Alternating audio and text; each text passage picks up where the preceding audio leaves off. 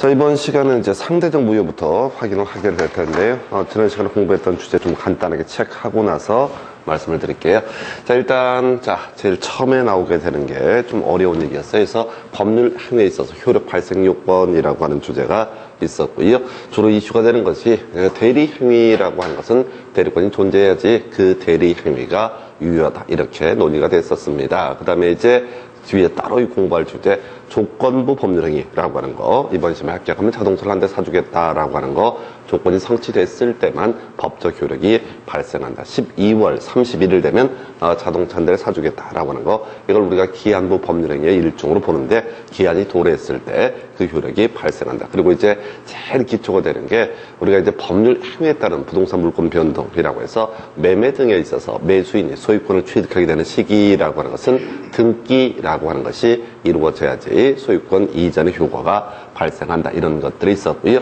따로 시험용으로 기억하실 주제 중에 하나가 농지 취득 자격 증명이라고 해서 개나 소나 농지를 살 수는 없고요. 농업인만이 농지를 살 수가 있습니다. 그래서 바로 농지 매수인이 자신의 명의로 소유권 이전 등기를 하고자 할 때는 농지 취득 자격 증명이라는 것을 첨부해야지 소유권 이전 등기가 가능해지게 됩니다. 그런데 이 매수인이 농지 취득 자격 증명이라고 하는 것을 취득하기 전에, 그 전에 이제 이슈가 되는 게 지금 농취증이 없는 상태에서 매매 계약이 체결됐다라고 했을 때, 그러면 이것은 유효한 것이냐 했을 때 소위 농지 매매 계약에 있어서 농지 취득 자격 증명이라고 하는 것은 소위 특별 효력 요건이 아니기 때문에 소위 매매 계약 자체는 유효한 것으로 보게 된다 해서 뒤에 나머지 내용은 별개의 문제로 시험에 직접 이슈가 됐던 것은 이 주제 하나 있었고요. 그 다음에 또 하나 이슈가 됐던 거 바로 법률행위에 있어서 효력 발생 시기라고 하는 것.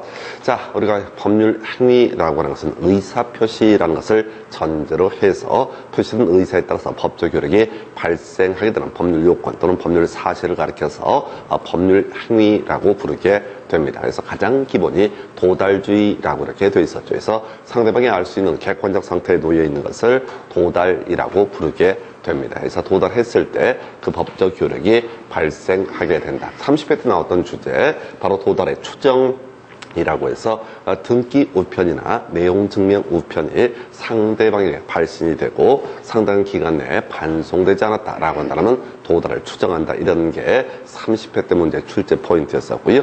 전통적으로 출제 이슈가 되어왔던 것은 의사표시자가 의사를 표시했습니다. 그리고 나서 상대방에게 도달했다는 전제 하에서 혹시 중간에 사망하거나 제한 능력자가 된다라고 할지라도 이때 의사표시의 효력에는 영향을 미치지 않는다. 그래서 전통적으로 가장 많은 출제 이슈가 되는 것은 의사표시자가 그 통지를 발송한 후에 제한 능력자가 되더라도 의사표시의 효력에 영향을 미치지 않는 이명제를 가지고 가장 많은 출제가 이루어지게 됩니다. 보통 틀리게 구성을 하게 되겠죠. 그래서 뭐 효력이 발생하지 않는다라든가 취소할 수 있다 이런 식의 지문들을 틀리게 구성을 하게 됩니다. 그 다음에 이제 격치자 간의 계약 성립에 있어서 승낙의 통지라고 하는 거 발송했을 때 그 효력이 발생한다. 그래서 이런 식이었었죠. 갑이라고 하는 사람이 X 부동산을 사라라고 해서 5월 1일 날 편지를 발송하고 편지는 5월 2일 날 도착하게 됩니다. 그러면 이제 청약이라고 하는 것은 5월 2일 날 효력이 발생합니다. 그러면서 5월 7일까지 답을 다오라고 했는데 이 을이라는 사람이 5월 7일 날 발송을 하고 실제는 8일 날 도착을 하게 됩니다. 그럼에도 불구하고 격치자가 멀리 떨어져 있는 사람이 편지를 주고받는 방식으로 계약을 체결한다라고 했을 때는 도달했다는 전제하에서 5월 7일 날 계약이 성립하게 된다. 그래서 이건 별 내용은 아닌데 항상 격치자 간에 계약하면 사람들이 흥분해요. 그래서 청약이 아니라 승낙이라고 하는 것은 도달했을 때 효력이 발생한다 해서 가끔 나오는 주제 이렇게 보셨고요.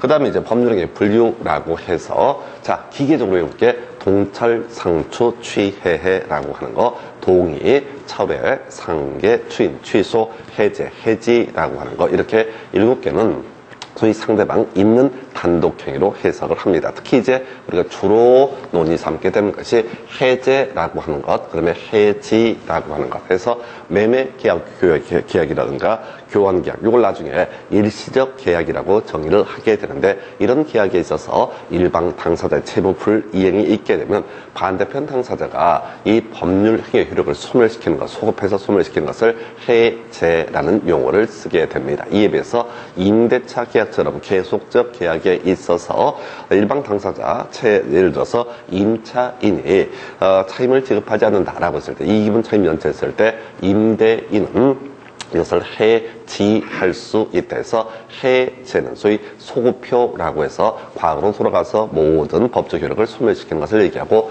해지는 장래대에서 그 효력을 소멸시키는 것을 의미하게 됩니다. 해서 해제가 됐든 해지가 됐든 이 해지권을 행사한 사람은 그 상대방에 대해서 손해배상 청구 소송을 제기해서 손해배상을 나중에 받을 수가 있다. 요거랑 바로 비교할 게 합의해제, 합의해지라고 하는 것. 일방 당사자의 귀책 사유 없이 양 당사자의 의사의 합치에 따라서 계약의 효력을 소급해서 소멸시키거나 장래대에서 소멸시키는 계약의 유형을 가리켜서 합의해제, 합의해지라고 이렇게 논의를 하죠. 그래서 사실 법률기 분류 중에서 가장 기본이 되는 것은 동철상추추의 상대방 있는 단독행위하고요, 합의해제, 합의해지를 비교하는 것이 출제 포인트가 되게 됩니다. 그 외에 좀 어려웠던 주제죠. 이행의 문제 발생 여부에 따라서 채권행위 또는 의무부담행위라고 하는 것하고요, 그 다음에 물권행위 또는 처분행위라는 개념이 있었어요. 그래서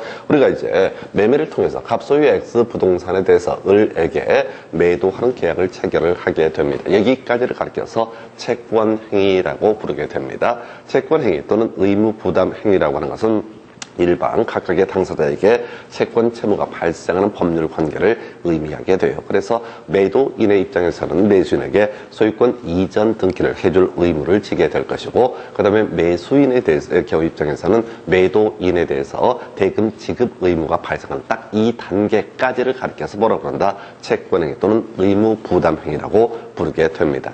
이 상태에서 대금 지급하고요, 그 다음에 갑이라는 사람이 소유권 이전 등기 을에게 넘겨주게 되는 그 과정을 가리켜서 물권의 양도라고 이렇게 얘기를 합니다. 그래서 물권의 양도라고 하는 것, 실질적으로 소유권 넘어가는 상태를 의미하게 돼요. 그래서 이 두 개의 차이를 바라볼 때 우리가 이제 타인 권리의 매매라는 개념을 한번 설명을 드린 바가 있습니다. 그래서 몇 번 들어도 약간 이상한 건데, 남의 땅을 팔아먹는 경우가 있다. 그래서 그 계약 자체는 유효한 것으로 볼 수가 있다. 그러나 남의 물건에 관한 소유권 이 자체를 다른 사람에게 넘겨준다. 이건 무효로 해석을 합니다. 그래서 설령 등기가 넘어갔다라고 할지라도 매수인은 소유권 취득할 수 없다. 이런 사안에서 지금 원래 이 부동산의 소유권이 병이라는 사람이 소유권을 가지고 있는 상태인데, 갑이 무슨 능력인지 이걸 을에게 소유권 이전 등기를 해주게 된다. 요거 무효되게 됩니다. 해서 이게 을이라는 사람은 소유권을 취득할 수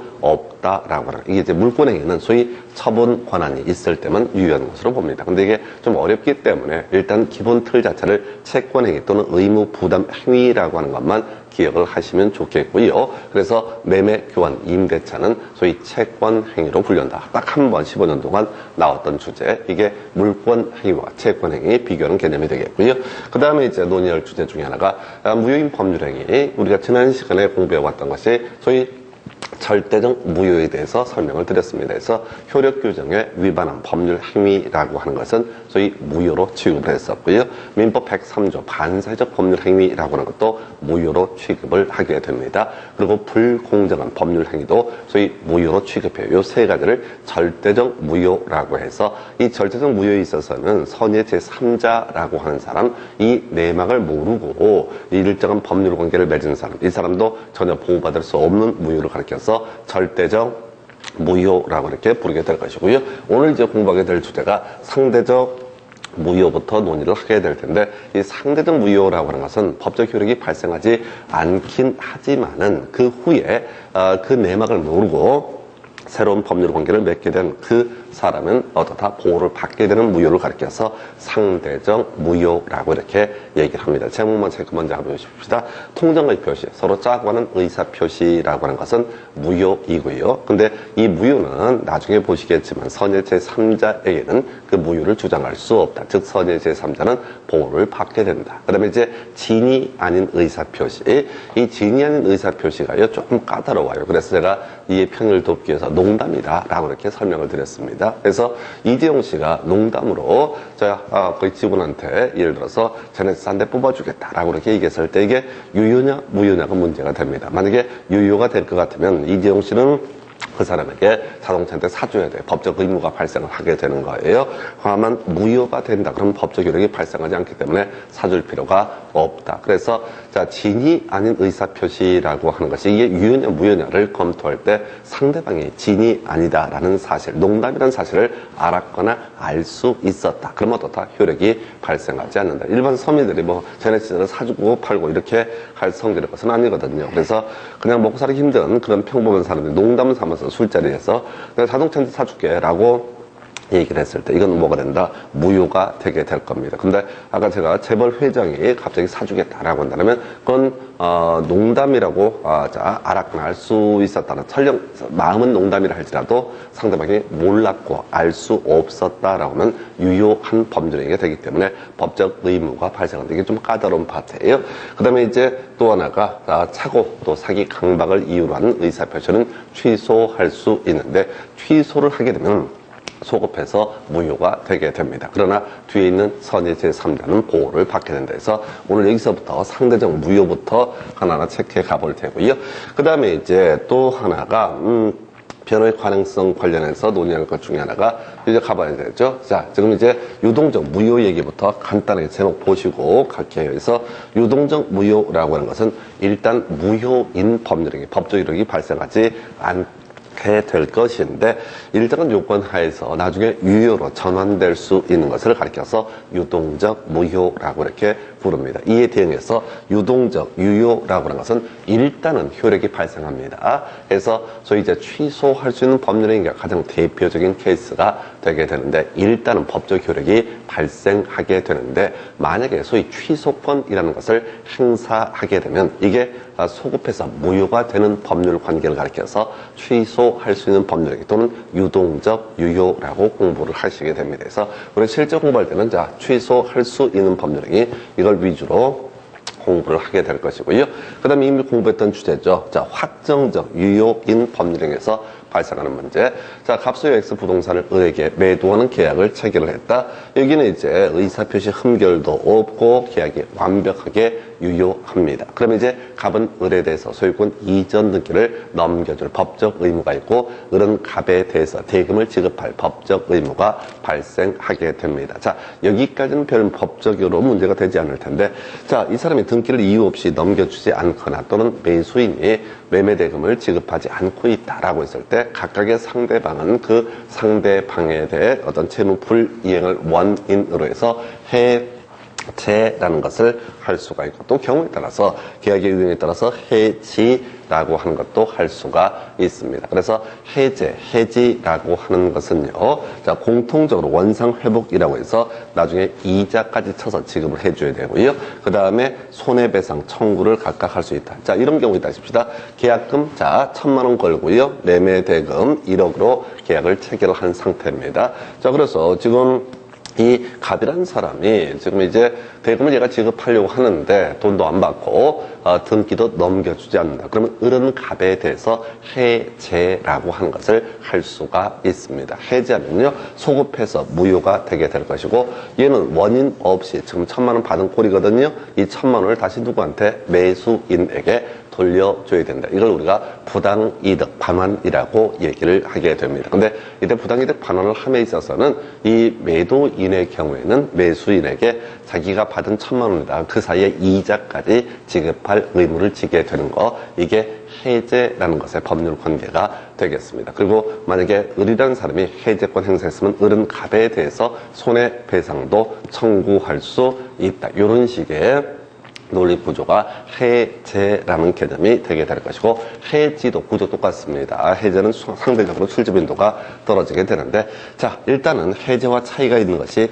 장래효라고 하는 거. 그래서 미래에 대해서, 장래에 대해서 그 요령을 소멸시키는 것을 해지라고 부르고, 그 외 부당이득 반환이라든가 손해배상 청구는 똑같은 논리 구조로 가게 됩니다. 자, 여기서 오늘 이제 또 하나 기억하실 것 중에 하나가, 자, 바로 해지에 대응해서 합의해지라고 하는 것이 있었죠. 그래서 앞에서 합의해지라고 하는 이 개념은 소위 계약의 유형이다. 그래서요, 손해배상의 문제가 발생하지 않고요, 부당이득 반환의 문제도 발생하지 않습니다. 그래서 해제나 해지처럼 일반 당사자의 귀책 사유가 있을 때는 부당이득 반환이라든가 손해배상의 문제가 발생한 데 비해서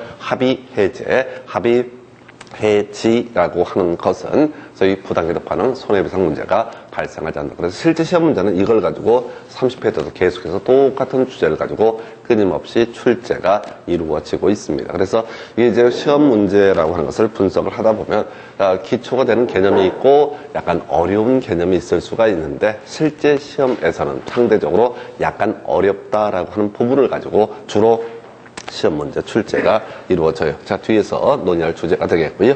자, 그래서 우리가 지난 시간에 이제 권리의 종류라고 하는 개념 다시 한번 체크해 보겠습니다. 해서 본권이라는 개념과 점유권이라는 개념이 있다. 본권이라는 것은 정당한 권원에 의해서 성립하는 권리를 가리켜서 본권이라고 부르게 됩니다. 그래서 본권의 가장 대표적인 권리는 소유권이라고 해서 사용 수익과 처분할 수 있는 권리, 이걸 다 묶어서 가장 완벽한 형태의 권리를 소유권이라고 부르게 됩니다. 자, 한편 소유권의 일부 내용을 떼내서 만든 권리, 이걸 이제 제한물권이라는 용어를 쓰기도 하는데, 그 중에 하나가 지상권이라고 해서 땅에 관한 권리죠. 그리고 그 땅 위에 올라가서 이용할 수 있는 권리, 이걸 우리가 지상권이라고 얘기를 하게 됩니다. 그래서 지상권의 목적은요, 건물 소유나 수목 소유, 공작물 소유 등을 목적 총 셋 중에 하나의 목적을 법에서 예시를 하고 있습니다. 어찌됐든 간에 지상권은요, 물권이다 라고 이렇게 설명을 드려요. 소유권도 그렇지만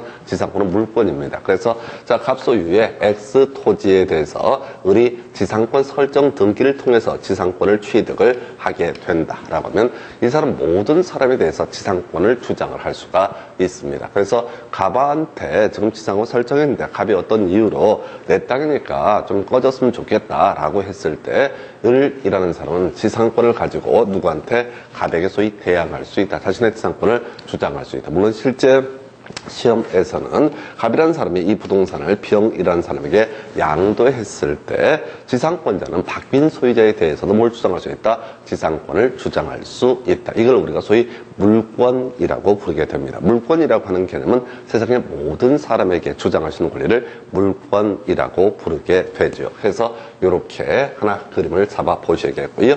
자, 그 다음에 지역권이라고 해서 이건 용어를 기억해 달라고 그랬어요. 자, 용어. 해서 도움을 받는 토지, 도움이 필요한 토지를 요역지라고 이렇게 부르게 될 것이고요. 도움을 주는 토지를 승역지라는 용어를 쓰게 됩니다. 해서 뭐 이렇게 도로 하나 만들어 놓고 이 요역지 소유자가 승역지를 가로질러서 도로로 나갈 수 있게 해주는 권리, 이걸 우리가 소위 통행지역권이라고 부르게 됩니다. 그래서 일단은 이 지역권 관련해서는 꼭 기억하셔야 할 게 요역지라는 용어하고요, 승역지라는 용어, 별것도 아닌데 이게 이 용어 때문에 참 헷갈릴 수 있는 것이 바로 지역권에 관한 주제가 되겠습니다. 그래서 지역권도 물권에 해당이 됩니다. 그래서 자, 이 요역지 소유자인 지역권자, 이 사람이 이 토지를 나다닐 수 있는 권리를 가지고 있다고 전제를 했을 때, 혹시 승역지 소유자가 바뀐다라고 할지라도 바뀐 소유자에 대해서도 당연히 이 요역지 소유자는 뭘 주장할 수 있다? 통행을 주장할 수 있다. 왜? 이건 물권에 해당이 되기 때문에. 그리고 공통적인 이슈가 뭐 소유권도 마찬가지고 지상권도 마찬가지고 지역권도 설정, 등기라고 하는 것을 통해서 기본적으로 그 권리는 성립할 수 있다라고 할까. 자, 전세권 얘기할 때는 항상 임차권과 비교를 해야 되는데요.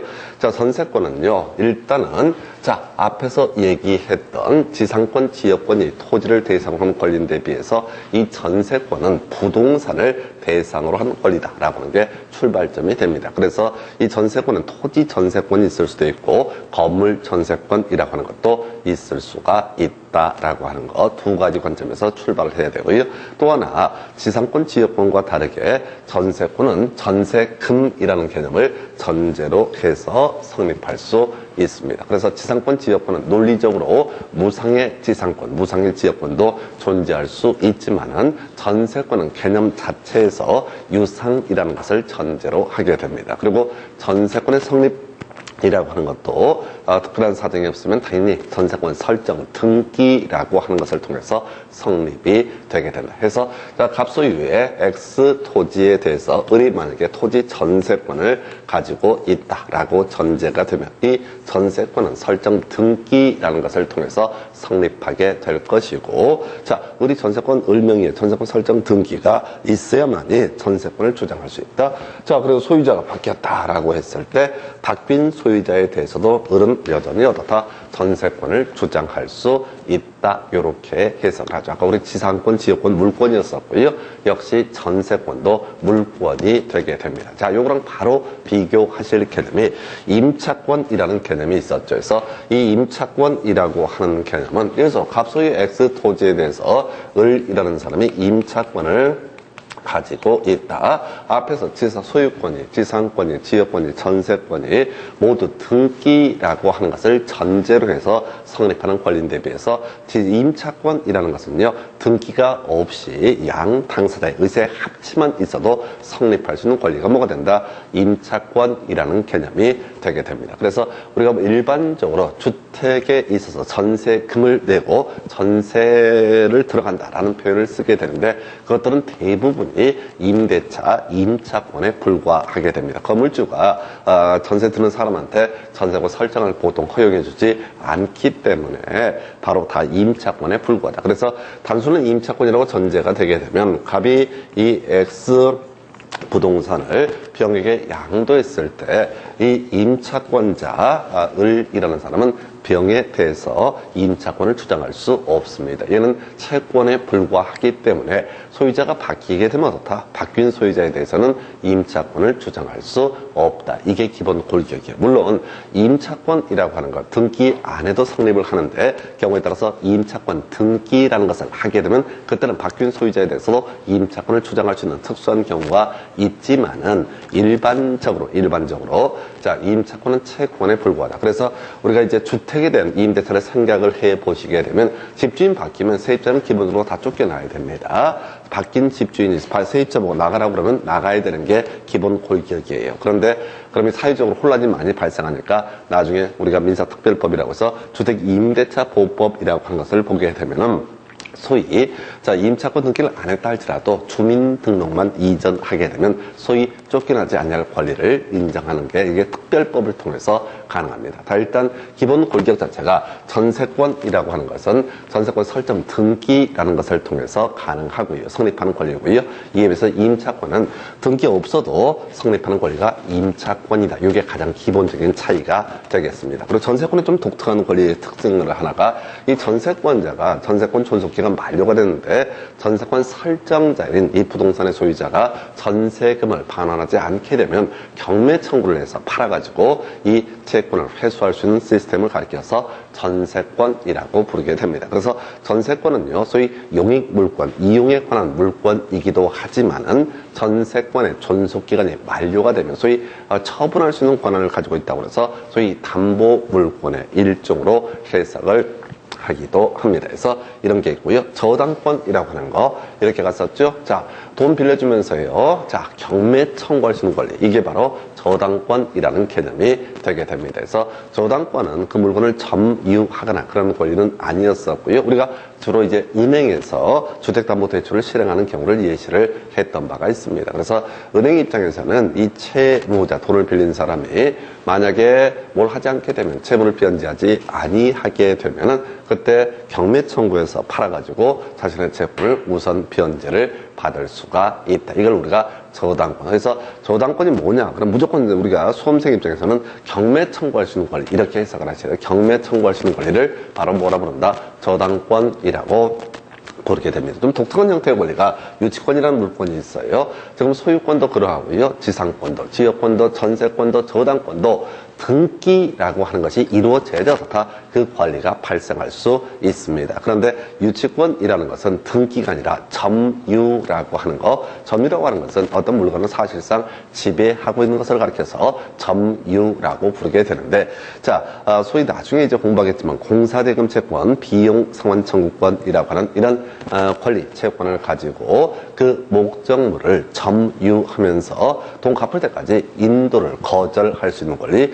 유치할 수 있는 권리, 유치할 수 있는 권리를 가리켜서 뭐라 부른다? 유치권이라고 부르게 됩니다. 유치권도요, 저당권과 유사하게 나중에 빚을 갖지 않게 되면 경매 청구를 할 수 있는 특권도 인정이 되지만 사실은 큰 의미는 없고요. 유치권의 가장 본질은 인도를 거절할 수 있는 권리라는 의미가 되게 됩니다. 이걸 이제 줄여서 인도를 거절한다라는 얘기를 뭐라 부른다? 유치한다라는 표현을 쓰게 됩니다. 유치한다라는 표현에서 이 정도가 지금 정당권원에 의해 성립하는 권리, 본권의 종류를 설명을 드렸고요. 자, 정당한 권원의 존부와 무권에게 성립할 수 있는 권리를 점유권이라고 부르게 됩니다. 그래서 점유권이라고 하는 것은, 자, 이 점유하고 있는 상태를 보호하기 위한 권리. 나중에 따로 이제 한 두 문제를 준비를 해야 되는데, 일단은 이렇게 해서 이만큼이 민법상 규정하고 있는 물권의 종류가 되게 됩니다. 그래서 물권은 세상의 모든 사람에게 주장할 수 있는 권리라는 의미를 가지고 있고요.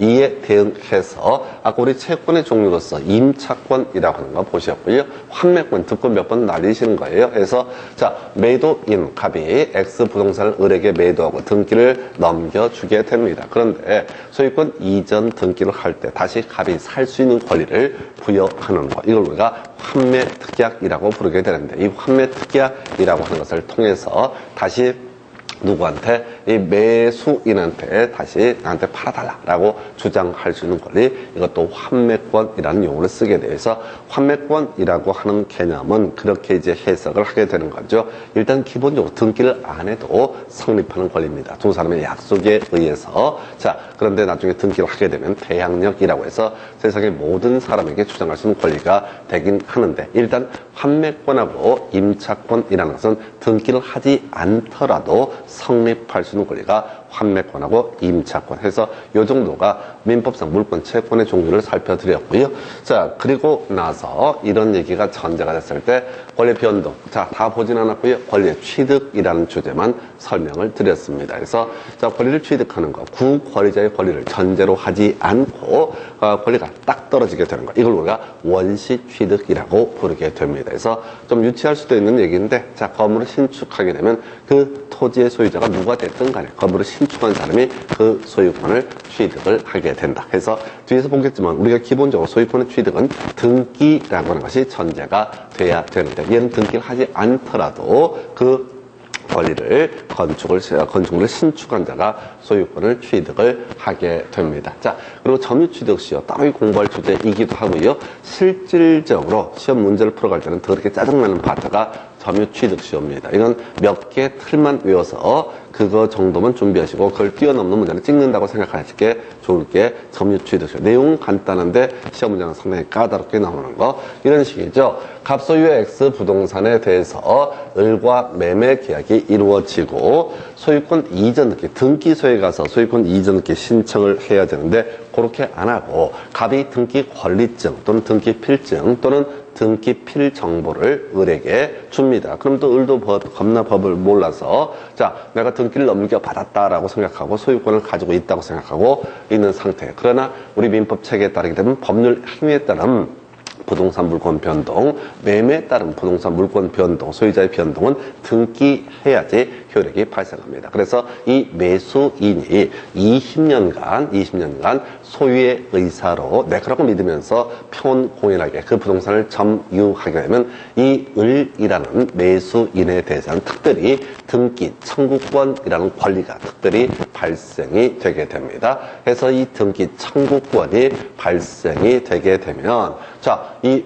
누가 지금 매수인 을이 자, 갑한테 등기 청구를 해서 소유권 이전 등기를 넘겨받아서 소유권을 취득하는 제도, 이게 점유취득시효라는 개념이 되게 되는데, 어찌됐든 나중에 시험용으로 중요한 이슈가 되는 게, 점유취득시효에서는 결국은 등기 자체를 확인을 해야지 어떻다 그 권리를 취득할 수 있다, 요렇게 얘기를 합니다. 그래서 점유취득시효라는 개념 하나 체크를 해드렸고, 두 가지가 우리가 원시 취득의 종류로 예시를 하게 됩니다. 그래서 점유취득시효는 공부를 하면 할수록 느끼는 거지만, 이게 원시취득이라고 하니까 그런가 보다 할 뿐이지 논리적으로 좀 말이 안 됩니다. 그래서 좀 특이한 구조인데, 하여튼 우리 시험용으로 이슈가 됐던 것은 점유취득시효고요. 그 다음에 또 하나가 지금 건물의 신축은 원시취득이 되게 됩니다. 한편 승계취득이라고 하는 개념은 이렇게 갔었죠. 구권리자의 권리를 전제로 해서 신권리자가 권리를 전체를 다 넘겨받는다. 이걸 우리가 이전적 승계라고 부르게 됩니다.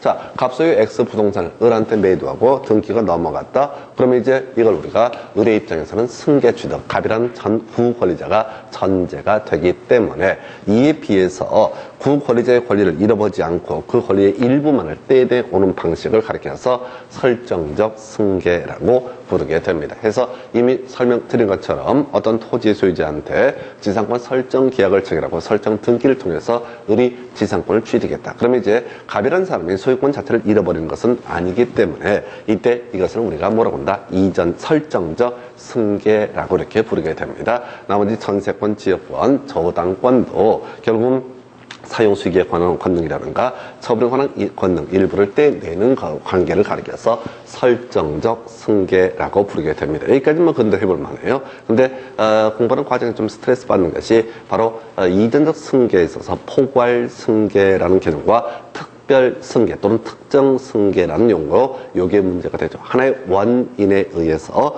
수많은 권리 관계가 다 이전하게 되는 것을 가리켜서 포괄 승계 해서 상속이라고 하는 게 가장 대표적인 값이죠. 우리가 돌아가신 분을 법에서는 피상속인이라고 정의를 합니다. 상속받는 사람을 상속인이라고 정의를 합니다. 이게 제가 처음 공부하실 때는 좀 짜증나요. 그래서 피 흘리고 죽은 사람을 가리켜서 뭐라고 한다? 피상속인이라고 부르게 될 것이고, 상속받는 사람을 가리켜서 상속인이라고 부르게 됩니다. 피상속인의 사망이 있게 되면 상속인은 일체 권리를 모두 승계를 하게 되죠. 이게 바로 포괄 승계라는 개념. 또 하나의 이슈가, 자, 지금 이제 포괄유증이라고 하는 건 등기법에 되게 필요한 개념인데요. 포괄유증. 자, 돌아가실 때 별 말씀 못하고 돌아가셨다. 그래서 민법 규정에 따라서 배우자는 1.5. 자, 직계 존속이나 직계 비속은 각 일씩 배당을 받는 것을 우리가 이걸 상속이라고 보통 얘기를 하게 됩니다. 근데 가시는 분이 더럽게 말이 많은 거예요. 나 죽으면 내 재산의 30%를, 40%를, 50%를 누구한테 줘라 마라. 뭐 이런 말을 쉴 데 없이 하고 간 거야. 건물 하나 누구한테 줘라. 이건 특정 승계예요. 건물 하나 누구한테 특정을 해버리니까. 이 건물은 큰아들한테 줘라. 자, 이 작은 건물도 큰아들한테 줘라. 하여튼 제 생각에는 모든 건 다 큰아들한테 줘야 됩니다. 제 주장이에요, 이게. 내가 큰아들이 돼서 꼭 그런 게 아니라, 그냥 큰아들이 다 먹어야 돼. 큰아들은 되게 피곤해, 여러 가지로. 특별히 하는 게 없어도 피곤해. 겁나 스트레스를 많이 받아요. 나라 걱정까지 다 하거든. 하여튼 간에, 자, 건물 하나, 땅 하나를 누구한테 줘라. 이렇게 얘기하는 걸 뭐라고 한다? 특정 승계. 특정 유증이라 불러요. 그러니까 오늘 끝내셔야 돼. 특정 유증은 돌아가실 때 말이 많아. 더럽게 많은데, 굳이 큰아들한테 건물 주고, 작은아들한테 토지를 주고, 이렇게 특정해서 주겠다라고 하는 걸 뭐라고 한다? 특정 유증이라고 불러요. 이에 비해서 내 재산의 100%를 큰아들한테 다 넘겨주기로 한다. 아주 귀하신 분이죠. 그래서 이렇게 얘기하는 걸 뭐라 한다? 포괄 유증이라 부릅니다. 그래서 특정 유증은요, 나중에 공부하겠지만 등기해야지 권리를 취득합니다. 아버지가 돌아가시면서 건물은 큰아들한테 주기로 한다라고 유증을 했다 하십시다. 그랬을 때 이게 특정 유증이거든요. 그러면 이때 아들 명의 등기가 넘어와야지 아들은 그 권리를 취득합니다. 근데 아빠가 화끈하게 전 재산을 큰 아들에게 주기로 한다. 이렇게 얘기를 했다 하십시다. 그러면 어떻다고요? 따로 이 등기를 하지 않더라도 포괄 유증은 그대로 권리를 취득을 하게 됩니다. 나중에 등기법에서 공부할 주제예요. 어찌됐든 포괄 유증, 상속이라고 하는 것은 포괄 승계 한 유형. 이에 비해서 매매라든가 증여에 따라서 자, 권리를 넘겨받게 되는, 이걸 우리가 특별 승계 또는 이제 특정 승계 용어를 두 개를 혼용해 쓰고 있습니다. 그래서 이런 식의 내용들. 그래서 이게 용어에 관한 부분이에요. 용어에 관한 부분이 어려워요. 그래서 보통 이제 민법 공부하실 때 용어 사전 이런 것들 보시고 실전 직거리 되겠습니다. 있는 수업이나 듣는 게 남는 장사다. 계속 들으면서 다 잊어버리셔야 돼요. 그래서 이 파트가 상당히 까다로웠던 주제. 우리 시험용으로 29회 때인가 28회 때 나왔던 것이 바로 저당권의 설정은 설정적 승계이다. 이걸 가지고 답을 구성했던 바가 있습니다. 이 정도가 법률 행위 등에 관한 주제가 되겠고요. 자, 그 다음에 이제 검토하게 될 게 우리 이제 절대적 무효. 우리 지난 시간에 했던 거 다시 한번 복습해야 돼요. 해서 행정법규. 자, 어떤 민법 말고 수많은 이걸 해라 마라 라고 규정하고 있는 법규를 행정법규로 부릅니다. 그래서 이 행정법규에서는 법에서 금지하고 있는 게 있는데 이게 금지된 행위를 했을 때 단순히 교도소 가는 걸로 끝나는 것이 있고 그 외에 법률행위 자체가 아예 법적 효력이 발생하지 않는 것이 있을 수 있습니다. 자, 30회 때 문제 구성됐던 건 그 얘기였어요.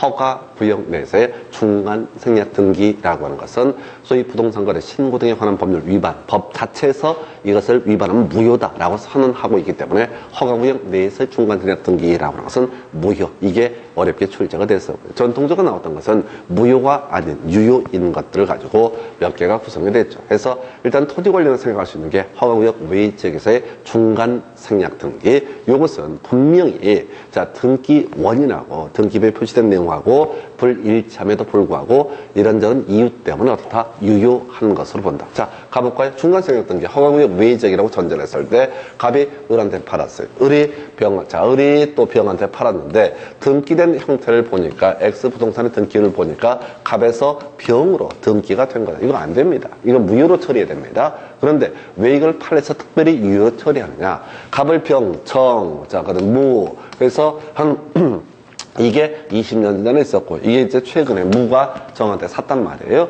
그런데 앞쪽이 무효가 돼버리면 절대적 무효가 돼버리게 되면 뒤쪽도 다 무조건 무효거든. 선일지라도 전혀 보호를 받지 못하는 문제. 그래서 중간 생략 등기가 20년 전, 30년 전에 한 번 있다고 그래서 뒤에 있는 거래가 다 무효가 돼버리면 안 되니까 우리 사회 부동산 거래자의 안정을 위해서 허가구역 외지역에서 중간 생략 등기는 유효한 것으로 해석한다. 토지 관련해서는 허가구역 외지역에서 중간 생략 등기. 자, 주택 관련해서 기억하실 주제가 주택법상 전매 금지 규정에 위반한 전매 행위. 주택법상은 투기 과열지구, 조정 대상지역, 분양가 상한제 등등 공법 송부할 주제예요. 요걸 전제로 해서 이런 데서 자, 소위 일정 기간 동안 전매를 금지를 시켜버립니다. 그래놓고 금지가 됐다라고 전제가 됐을 때 문제는 그거예요. 이 금지에 그 주택법상 그 전매 금지, 분양가 상한제 산 다음에 최대 10년까지 팔 수 없다라고 되어 있는데 만약 불법적으로 팔았다라고 하게 되면 이게 행정 형벌을 받는 건 별개의 문제로 3년 이하의 징역 3천만 원의 벌금 등 처벌을 받게 되는데 문제는 매수인이 이 부동산을 취득할 수 있느냐. 예, 이것은 소위 단속 규정에 불과해서 소유권을 취득을 할 수는 있다라는 의미가 되겠습니다. 세 번째, 바로 공인중개사법이라는 법을 공부하다 나오는데, 자, 지금 이제 기업 공인중개사 사장님을 얘기합니다. 그리고 중개의뢰인 간의 직접거래 금지 규정을 위반한 직접거래 행위. 그래서 이런 식이죠. 내가 중개업을 하고 있고 사장님을 하고 있는데 어떤 중개의뢰인이 와서 3억의 아파트를 팔아달라고 중개를 의뢰를 합니다. 근데 이 물건을 보니까 자기가 보기에 그냥 뭐 좀만 있으면 4억짜리 될 것 같아. 그래서 자기가 확 사버립니다. 이게 직접거래예요. 우리 공인중개사법은 금지하고 있습니다. 그러면 직접거래 금지 규정에 위반해서 직접거래가 이루어졌을 때 이걸 이 사람이 부동산을 취득할 수 있냐 없냐 이게 문제가 되는데 이것을 소위 단속 규정이라고 해서 이것은 어떻다? 이건 단속 규정이니까 부동산을 취득할 수는 있기는 있다라고 이렇게 해석을 하게 됩니다. 이것도 이제 결국 거래질서 안정 때문에 그래요. 자, 지금 이제 이런 경우 있다 싶시다. 갑이 을한테 중개를 의뢰합니다. X 부동산에 중개를 의뢰합니다. 이 개공이라고 하는 사람이 이걸 직접 사버렸어요. 그러면 이게 이제 금지이거든요. 나중에 걸리면 3년 3천 강력한 처벌을 받습니다. 그거는 별개의 문제로 을이 병한테 팔아요. 이 사람 몰라. 이런저런 일이 있는지 몰라.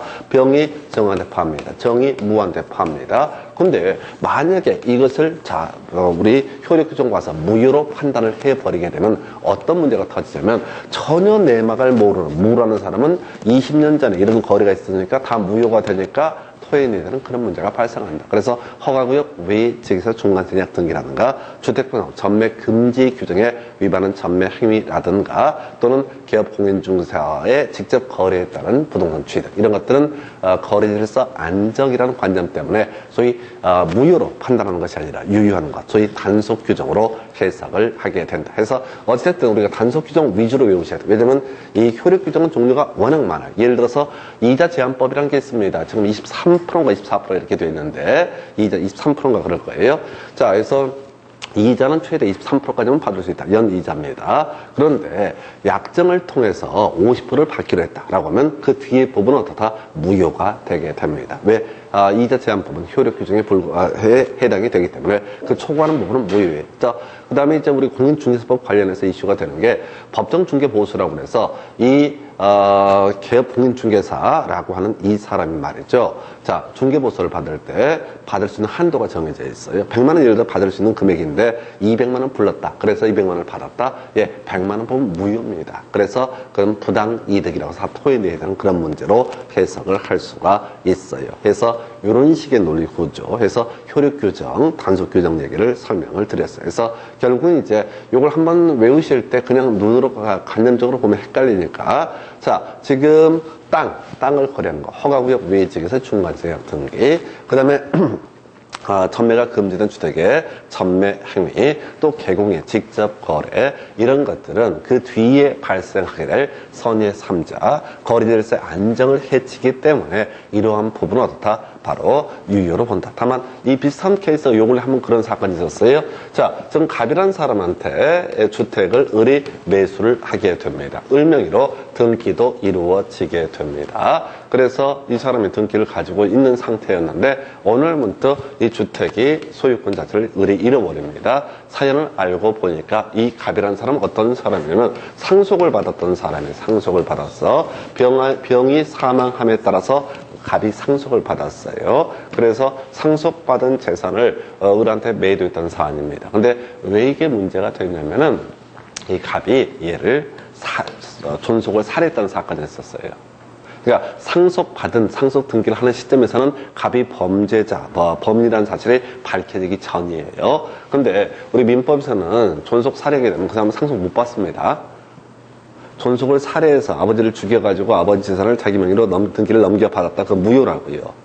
그래서 얘가 결국은 애초에 소유권 취득을 못하니까 얘도 어떻다? 절대적 무효니까 얘도 소유권을 취득하지 못했던 사례. 아주 특수한 경우입니다. 그래서 이런 게 이제 신문 기사로, 인터넷 기사로 뜨게 되면 뭐 난리들입니다.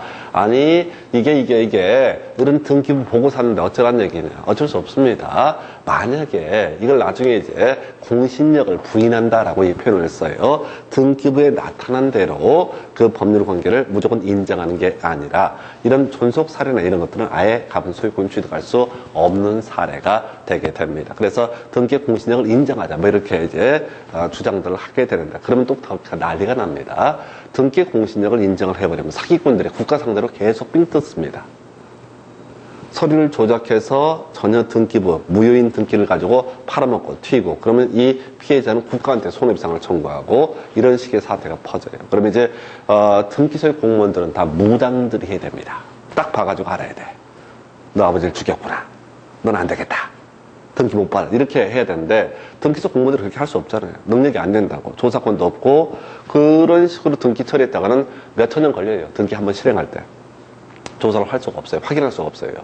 경찰도 검찰도 모르는데 어떻게 등기소 공무원이 하겠습니까? 어찌됐든 이게 나중에 등기 공신력이라는 개념. 다시 돌아와서 여기서 이제 필요한 쟁점은 단속 규정. 자, 위반돼도 무효가 아닌 거. 다시 허가구역 외 지역에서의 중간세약 등기, 주택법상 전매 금지 규정에 위반한 전매 행위, 그다음에 개업 공인중개사 직접 거래 금지 행위 이런 것들은 단속 규정이 불구하기 때문에 설령 이거에 위반된다 할지라도 이 사람은 각 권리를 취득할 수 있다. 해서 우리 절대적 무효 중에서 효력 규정 위반에 관련한 개념 보셨고요.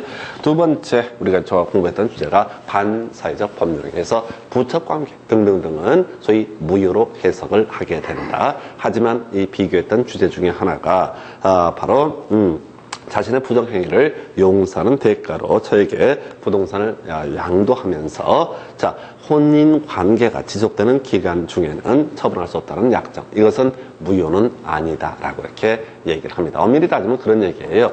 어떤 개인의 자유권을 침해하는 자, 이런 약정은 무효입니다. 그래서 그런 거 있잖아요.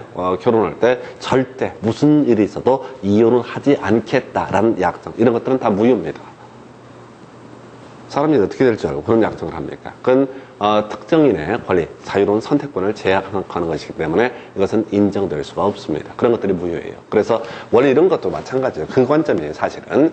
자, 지금 혼인관계가 유지되는 동안에 처분할 수 없다는 특약을 붙인 약정. 이거 얼핏 보면은 지금 처의 입장에서 보게 되면 자신의 자유권을 침해하는 그런 약정이에요. 그럼에도 불구하고 이건 부적 관계랑은 별개의 문제니까 어찌됐든 유효한 것으로 해석을 한다. 그 다음에 이제 범죄 행위와 관련된 나중에 판례 보면 시험지문 보면 빤하게 나오는 거예요. 범죄 행위와 관련된 약정 등은 다 무효로 해석을 하게 됩니다. 그래서 이런 거 있잖아요. 허위 진술을 하기로 하고 나서 얼마를 받기로 한 약정. 예를 들어서 경찰서에 가서 보지 않은 일을 제가 범인이다 라고 이렇게 허위 진술을 하기로 하고 100만 원 받기로 했어. 그러면 어떻다고요? 그 100만 원 받기로 한 약정 자체가 다 무효가 돼버립니다. 그건 뭐야? 허위 진술을 해봤자 100만 원 달라고 할 권리가 있다 없다? 없다. 그러니까 허위 진술을 먼저 뭘 해야 돼? 먼저 돈 받아야 됩니다.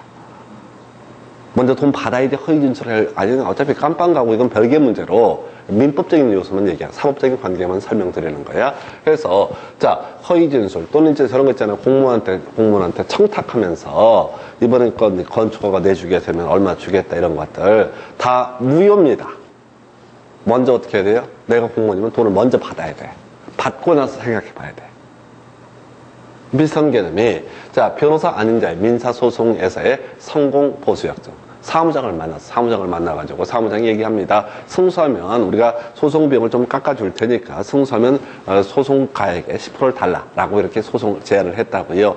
그 사람이 변호사라고 한다면 이것은 유효한 것으로 해석을 합니다. 근데 사무장이 있을 때는 어떻다? 무효로 해석을 하게 됩니다. 자, 이런 것도 있구나. 범죄기로 조성된 비자금을 속죄로 임치하는 행위 맡아두는 거죠. 이것은 유효한 것으로 본다. 만약에 이게 무효가 같으면 돌려줄 필요가 없습니다. 그 다음에 의사결정의 자유가 완전히 박탈된 증인이 무효고요. 법률의 성립 과정에 강박이 사용된 것에 불과할 때 이것은 나중에 취소할 수 있는 법률의 문제로 해석을 하게 됩니다. 무효까지는 아니다라고 이렇게 봤었고요.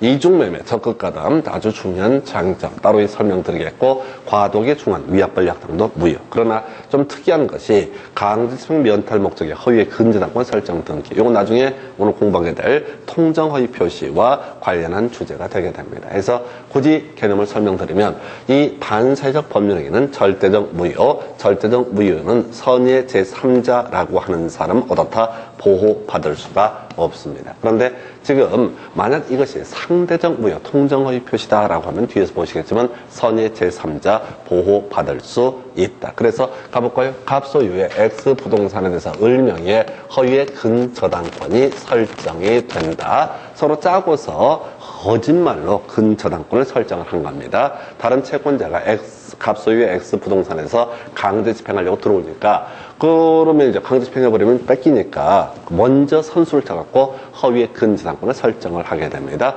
자, 그러다 치고 이것을 을이 이 근저당권을 병에게 양도했다라고 한번 전제를 해보겠습니다. 자, 병은 모르는 거예요. 병은 근저당권. 이게 이제 채권액이 막 1억을 갖고 있다. 근데 을이 야, 내가 급해서 그러니까 8천만 받고 나한테 사라. 8천만 줘도 2천만 원 DC해 줄 테니까 돈이 필요해서 그러니까 우리 병이란 사람이 건전한걸 을한테 샀다고요. 그러면 이제 이게 만약에 103조 위반이 되게 되면 어떤 문제가 터지냐면 103조 위반이 되게 되면 선인 제3자도 다 보호받을 수 없다. 날리는 거예요. 얘도 권리 보호 못 받는 거예요. 근데 뒤에서 공부하게 될 통정허위 표시, 소위 상대적 무효에 해당되게 되면 내막을 몰랐던 병은 어떻다? 보호받을 수 있다. 그래서 이게 좀 까다로워요. 이게 잘했다는 얘기가 아니라 허위의 근저당권, 통정한 강제집행 면탈 목적의 허위의 근저당권 설정 등기라고 하는 것은 103조 위반의 문제가 아니라 이것은 소위 통정허위 표시 문제로 해결을 해서 선의 제3자는 보호를 해주겠다. 이런 취지. 취지고요.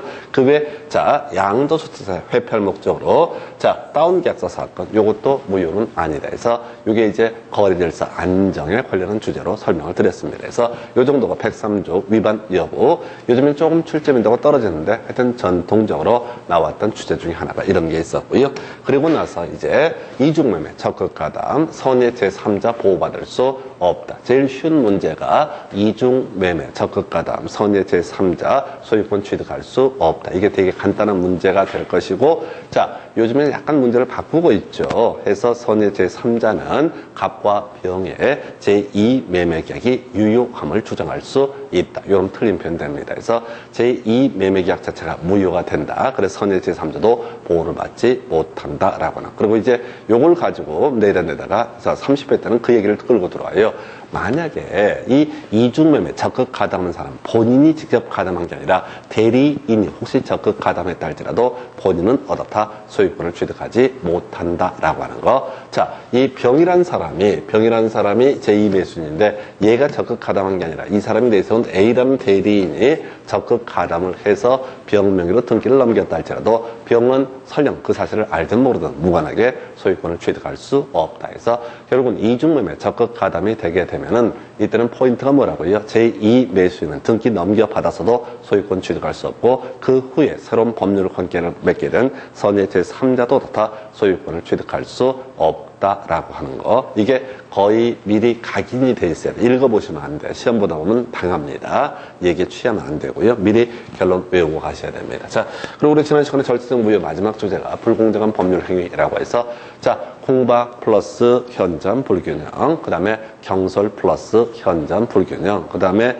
세 번째 이슈가 되는 게 무경험 플러스 현전 불균형 이런 식으로 얘기하면서 공박의 범주 심리적 원인엔 공박도 포함을 한다. 무경험은 일반적인 거래 경험의 부족을 의미하게 된다. 한편 공박 여부를 판단하면서 대리행위라고 했을 때 본인을 기준으로 공박 여부를 판단을 하게 될 것이고 무경험, 경솔이라고 하는 것은 대리인을 기준으로 판단한다. 그리고 29회 때 마지막 나왔던 주제가 현전 불균형이 뭐냐라고 했을 때 법률행위 당시 객관적 가치를 기준으로 현전 불균형 여부 등을 판단한다. 한편 이런 불공정한 법률행위 소위 선의 제3자도 보호받을 수 없는 절대적 무효의 한 유형이 되게 될 것인데요. 자, 이것은 일반적인 거래 행위를 전제로 하는 거죠. 그래서 경매라든가 무상 계약에 있어서는 소위 불공정한 법률 행위에 관한 법률을 적용할 여지가 없다. 이렇게 정리합니다. 그래서 이 정도까지 지난 시간에 쭉 공부하셨던 절대적 무효까지 잠시 끊었다가 이제 본론 상대적 무효부터 이어가겠습니다.